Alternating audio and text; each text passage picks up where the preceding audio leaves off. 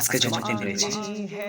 জুমার দিন এবং কি বৃষ্টিও পড়ছে। হাদিসে পাকের মোল্লা বলছে যে বৃষ্টির সময় পড়া দোয়া আল্লাহ তাআলা ফিরিয়ে দেন এবং কি হাদিসে পাক আমার নবী আমাদেরকে যে দোয়া শিখিয়ে দিয়েছেন তা হচ্ছে বৃষ্টির সময় দোয়া করবেন।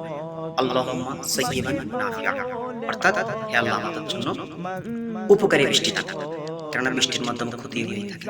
আল্লাহর কাছে দোয়া করুন এবং আজকে জুমার দিন দোয়া কবুলের দিন বেশি বেশি নেক কাজ করুন, দরুদ শরীফ পাঠ করুন। আল্লাহ তাআলা আমাদের